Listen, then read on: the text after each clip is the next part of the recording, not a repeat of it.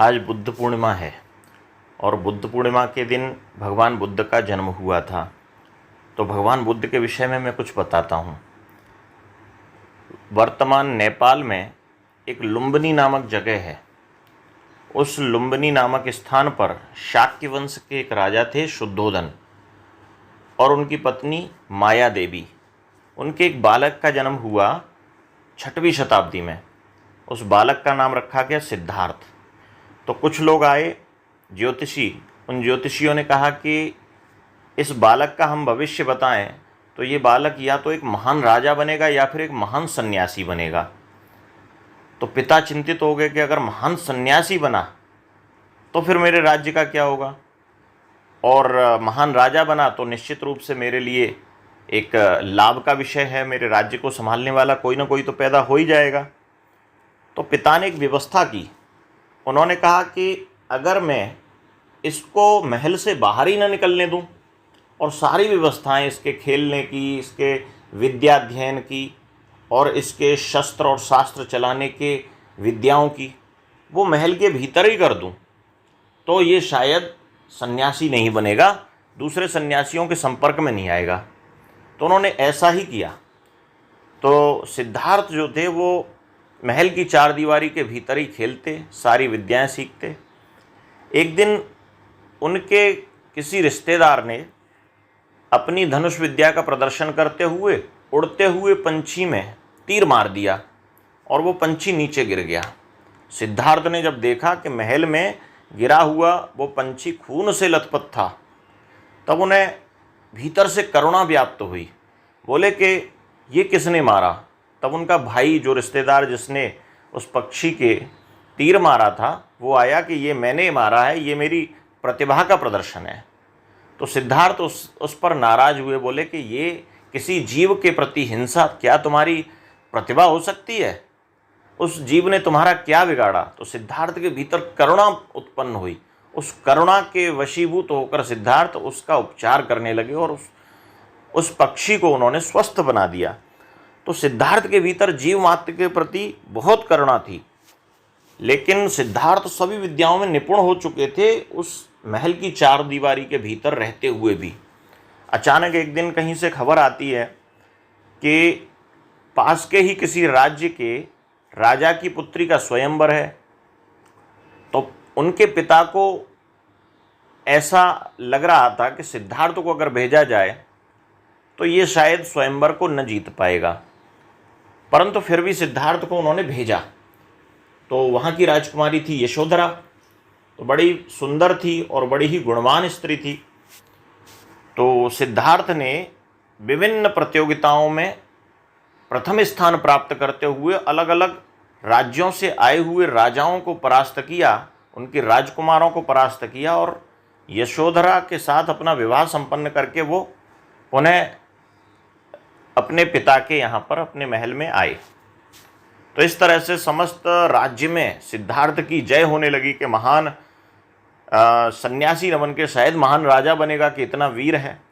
परंतु उनके भीतर की करुणा का जो स्रोत था वो लगातार व्याप्त होता रहा और वो उसने इतना विस्तार लिया कि एक दिन अपने रथ चलाने वाले व्यक्ति से उन्होंने आग्रह किया कि चलो बाहर आज घूमने चलते हैं, कि देख कर आते हैं कि दुनिया कैसी है, संसार कैसा है।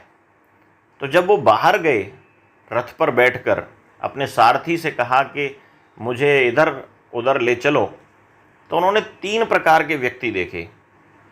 एक व्यक्ति जो बूढ़ा था, वृद्ध था, जिसका शरीर बिल्कुल जर्जर हो चुका था, वो किसी कार्य को करने में समर्थ नहीं था। उनको उसे देखकर बड़ी करुणा व्याप्त हुई।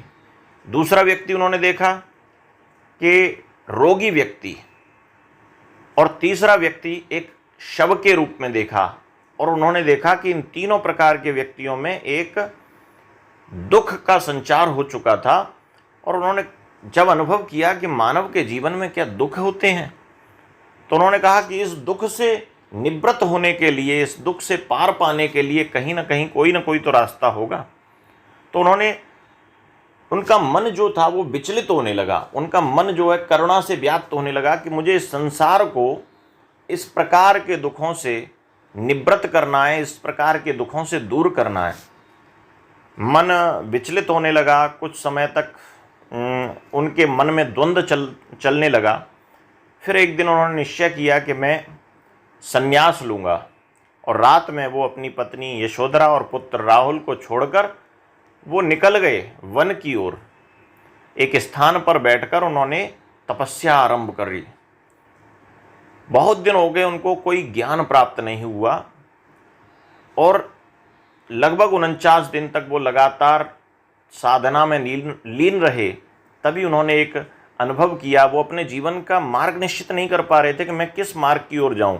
तभी उन्होंने अनुभव किया कि कुछ स्त्रियां वीणा बजाती हुई जा रही हैं और वीणा के तारों को झनकार देती हुई जा रही हैं, और वो गाती हुई जा रही हैं कि वीणा के तारों को इतना मत कसो कि वो टूट जाएं, और वीणा के तारों को इतना ढीला भी मत छोड़ो कि उनसे कोई स्वर ही ना निकले। अचानक उनकी बात से बुद्ध के मन में एक विचार कौंधा कि शायद अपने व्यक्तित्व को हठ योग की तरफ नहीं ले जाना, और अपने व्यक्तित्व को इतना सरल भी नहीं बनाना कि वो उसमें कोई स्वर ही ना निकले, वो नीरस हो जाए। तो उन्होंने कहा कि जीवन में अगर कोई मार्ग अपनाना है तो वो मैं मध्यम मार्ग अपनाऊंगा। तो इस प्रकार से भगवान बुद्ध ने मध्यम मार्ग का चयन किया, और भगवान बुद्ध उस दिन से सिद्धार्थ बुद्ध बन गए, क्योंकि उन्हें बोध हो गया कि जीवन का मार्ग किस प्रकार का होना चाहिए। यही मार्ग उनको करुणा की तरफ, यही मार्ग उनको निर्वाण की तरफ ले जा रहा था। उन्होंने सभी लोगों के समक्ष एक बात रखी कि दुखों से अगर आपको निवृत्त होना है तो निर्वाण की तरफ आओ। उन्होंने दुख के 2 कारण बताए, तृष्णा और इच्छा। अगर व्यक्ति के भीतर तृष्णा है, इच्छा है, तृष्णा यानी बार बार कुछ चीज़ पाने की जो बात है, जो वस्तु है, फिर भी और वस्तु पाने की जो इच्छा रहती है उसे हम तृष्णा कहते हैं। उन्होंने कहा कि अगर इच्छाओं का दमन कर दो, तृष्णा का दमन कर दो, तो निश्चय ही व्यक्ति निर्वाण की ओर अग्रसर होता है। कुछ लोग कहते हैं कि भगवान बुद्ध नास्तिक थे, पर मेरा मानना है कि वो नास्तिक नहीं थे। उन्होंने जो 5 शिक्षाएं दी, सत्य, अहिंसा, अस्तेय, अपरिग्रह और ब्रह्मचर्य, उसमें एक ब्रह्मचर्य बड़ी अच्छी शिक्षा है। ब्रह्मचर्य का अर्थ होता है ब्रह्म में चरण, ईश्वर में चरण। वो हर समय ईश्वर का ध्यान करते हुए सारे कार्य करना, इसका अर्थ ब्रह्मचर्य होता है। अच्छा, ब्रह्मचर्य, जब ब्रह्म में चरण करना है तो ब्रह्म है कोई, तभी तो आप चरण कर सकते हो।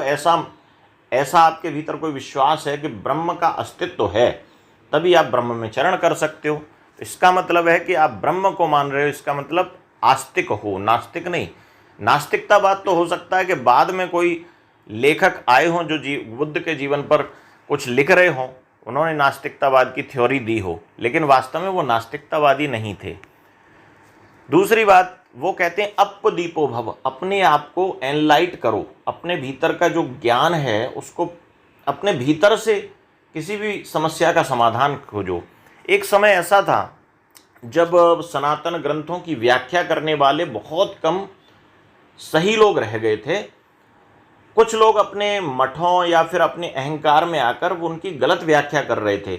वो सनातन ग्रंथों को बलि प्रथा से जोड़ रहे थे, वो अंधविश्वास से जोड़ रहे थे, वो रूढ़वादिता से जोड़ रहे थे। लेकिन भगवान बुद्ध ने कहा कि यदि वेद ऐसा कहते हैं तो उसे स्वीकार करने की आवश्यकता नहीं है।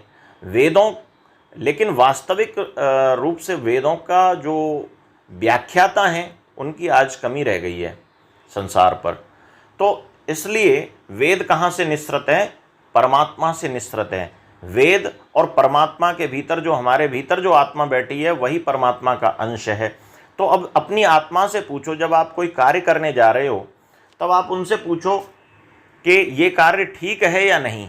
तो अब आपका अंतर्मन आपको बता देगा कि यह कार्य सही है या नहीं, तभी उस कार्य का निर्णय करो कि वो करना है या नहीं। भगवान श्री कृष्ण भी यही बात कहते हैं। अपदीपो भव को वो दूसरे अर्थों में कहते हैं कि उद्धरेद आत्मनात्मानम आत्मानम वसादयेत आत्मैव आत्मनो बंधुर आत्मैव रिपुरात्मन है। यानी अपने अंतःकरण से ही पूछो। अपने अंतःकरण मजबूत होगा तो आप मजबूती से कार्य करेंगे, अपने अंतःकरण अगर आपको कमज़ोर होगा तो आपका जो कार्य होगा वो उतना शुद्ध नहीं होगा। तो इस प्रकार से अंतःकरण से पूछो। भगवान बुद्ध एक बात और कहते हैं कि शून्य हो जाओ। शून्य का मतलब अपने भीतर की काम क्रोध लोभ मोह सारी वृत्तियों को शून्य कर दो। भगवान कृष्ण भी गीता में कहते हैं कि अनंत हो जाओ। गणित की दृष्टि से देखें दोनों बातें अलग अलग लगती हैं, लेकिन बातें एक ही हैं। आप भीतर की वृत्तियों को समाप्त करोगे तभी तो अनंत के साथ एकाकार होगे। तो भगवान बुद्ध का शून्य कहना कि शून्य हो जाओ, शून्यवाद का सिद्धांत, और भगवान कृष्ण का अनंतता का जो सिद्धांत है वो एक ही है मूलतः, तत्वतः। इसलिए दोनों की शिक्षाएं समान हैं, उन्हें समझने की आवश्यकता है। भगवान बुद्ध आज यानी बुद्ध पूर्णिमा के दिन जन्म लिए जीव मात्र पर करुणा करने के लिए। तो भगवान बुद्ध की जयंती पर सभी को अनेकानेक शुभकामनाएं।